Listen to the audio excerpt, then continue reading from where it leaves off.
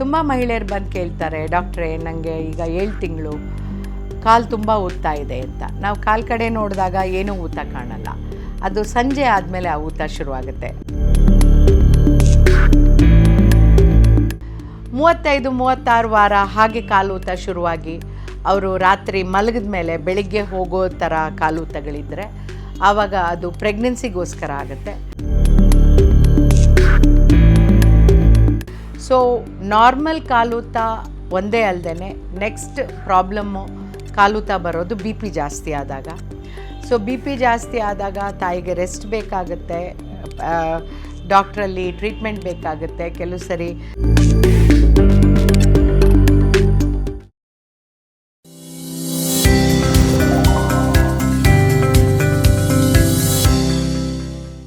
ನಮಸ್ಕಾರ, ನಾನು doctor Vidya Bhat, director Radhakrishna multi speciality hospital and IVF centre. Vishwavani health ಚಾನೆಲ್ಗೆ ನಿಮಗೆಲ್ಲರಿಗೂ ಸ್ವಾಗತ. ತುಂಬ ಮಹಿಳೆಯರು ಬಂದು ಕೇಳ್ತಾರೆ, ಡಾಕ್ಟ್ರೇ ನನಗೆ ಈಗ 7 ತಿಂಗಳು ಕಾಲು ತುಂಬ ಊದ್ತಾ ಇದೆ ಅಂತ. ನಾವು ಕಾಲು ಕಡೆ ನೋಡಿದಾಗ ಏನೂ ಊತ ಕಾಣಲ್ಲ. ಅದು ಸಂಜೆ ಆದಮೇಲೆ ಆ ಊತ ಶುರುವಾಗುತ್ತೆ. ಅವ್ರು ಬೆಳಿಗ್ಗೆ ಚೆಕಪ್ಗೆ ಬಂದರೆ ಅದು ನಮಗೆ ಕಾಣಿಸಲ್ಲ. ಸಂಜೆ ಆಗ್ತಾ ಆಗ್ತಾ ಅವ್ರ ಕಾಲು ಊತ ಕಾಣಿಸುತ್ತೆ. ಸೊ ಆವಾಗ ನಾವು ಅವ್ರನ್ನ ಕೇಳ್ತೀವಿ, ನೀವು ಯಾವ ಥರ ಕೆಲಸ ಮಾಡ್ತೀರಾ? ಇದು ನಾವು ನೋಡೋದು 32ರಿಂದ 35 ವಾರದಲ್ಲಿ. ಕೆಲವ್ರಿಗೆ 28 ವಾರಕ್ಕೆ ಶುರುವಾಗ್ಬೋದು, ಕೆಲವ್ರಿಗೆ 3.5-4 ತಿಂಗಳಲ್ಲೇ ಶುರುವಾಗ್ಬೋದು. 3.5-4 ತಿಂಗಳು 5 ಅಥವಾ 6 ತಿಂಗಳಾದರೆ ಅವ್ರಿಗೆ BP ಇದೆಯಾ, ಇನ್ನೇನಾದ್ರು ಪ್ರಾಬ್ಲಮ್ಸ್ ಇದೆಯಾ ಅಂತ ನೋಡಬೇಕಾಗತ್ತೆ. 35-36 ವಾರ ಹಾಗೆ ಕಾಲೂತ ಶುರುವಾಗಿ ಅವರು ರಾತ್ರಿ ಮಲಗಿದ ಮೇಲೆ ಬೆಳಿಗ್ಗೆ ಹೋಗೋ ಥರ ಕಾಲೂತಗಳಿದ್ದರೆ ಆವಾಗ ಅದು ಪ್ರೆಗ್ನೆನ್ಸಿಗೋಸ್ಕರ ಆಗುತ್ತೆ. ಗರ್ಭಕೋಶ ಬೆಳೆದಾಗೆ, ಮಗು ಬೆಳೆದಾಗೆ ಆ ವೀನಸ್ ಚಾನೆಲ್ಸ್ ಎಲ್ಲ ಆ ರಿಟರ್ನ್ ಕರೆಕ್ಟಾಗಿ ಆಗದೆ ಕಾಲೂತ ಬರೋ ಚಾನ್ಸ್ ಇರುತ್ತೆ. ಇವರು ಕಾಲು ಕೆಳಗೆ ದಿಂಬಿಟ್ಕೊಂಡು ಮಲ್ಕೊಂಡು, ಆಮೇಲೆ ಸಾಲ್ಟ್ ರಿಸ್ಟ್ರಿಕ್ಷನ್, ಉಪ್ಪನ್ನು ಕಡಿಮೆ ತೊಗೊಳ್ಳಿ ಅಂತ ಹೇಳ್ತೀವಿ.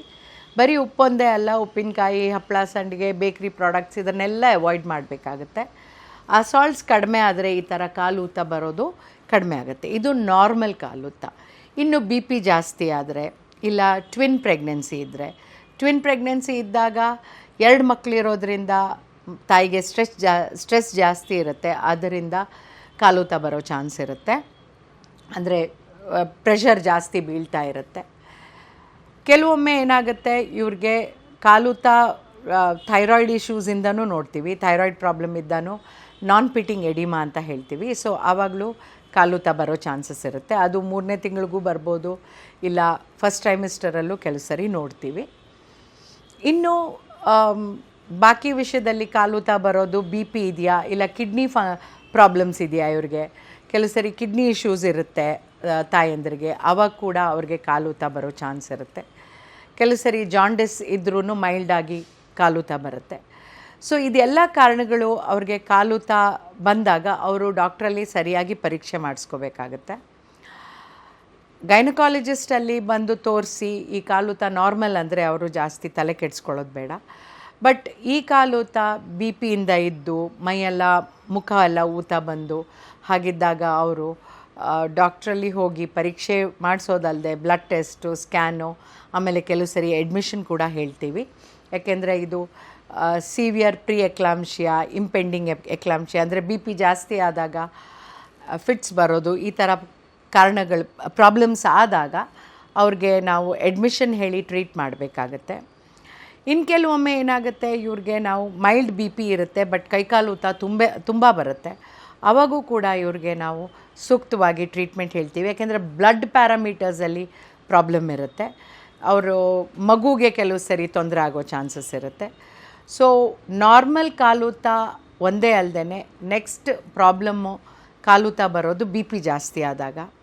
ಸೊ BP ಜಾಸ್ತಿ ಆದಾಗ ತಾಯಿಗೆ ರೆಸ್ಟ್ ಬೇಕಾಗುತ್ತೆ, ಡಾಕ್ಟ್ರಲ್ಲಿ ಟ್ರೀಟ್ಮೆಂಟ್ ಬೇಕಾಗುತ್ತೆ. ಕೆಲವು ಸರಿ ಕಣ್ಣು ಕೂಡ ಕರೆಕ್ಟಾಗಿ ಮಂಜಾಗಿ ಕಾಣಿಸೋಕ್ಕೆ ಶುರುವಾಗುತ್ತೆ. ಅದಕ್ಕೆ ನಾವು ಫಂಡೋಸ್ಕೋಪಿ ಕೂಡ ಮಾಡಬೇಕು ಅಂತ ಹೇಳ್ತೀವಿ.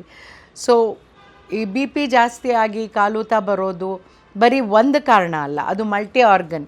ಅಂದರೆ ಲಿವರ್ಗೆ ತೊಂದರೆ ಆಗ್ಬೋದು, ಕಿಡ್ನಿಗೆ ತೊಂದರೆ ಆಗ್ಬೋದು, ಹೊಟ್ಟೆ ಒಳಗಿನ ಮಗುಗೆ ತೊಂದರೆ ಆಗ್ಬೋದು, ಆಮೇಲೆ ಇವರಿಗೆ ಫಿಟ್ಸ್ ಬರ್ಬೋದು. ಸೊ ಇದೆಲ್ಲ ಪ್ರಾಬ್ಲಮ್ಸ್ ನಾವು ಅವಾಯ್ಡ್ ಮಾಡಬೇಕು ಅಂದರೆ ಮೈಲ್ಡಾಗಿ ಕಾಲೂತ ಕಂಡಾಗ ನೀವು ಡಾಕ್ಟ್ರಲ್ಲಿ ಹೋಗಿ ಪರೀಕ್ಷೆ ಮಾಡಿಸಿ ಆವಾಗ ಅದಕ್ಕೆ ಸೂಕ್ತ ಟ್ರೀಟ್ಮೆಂಟ್ ತೊಗೊಳ್ಳಿ.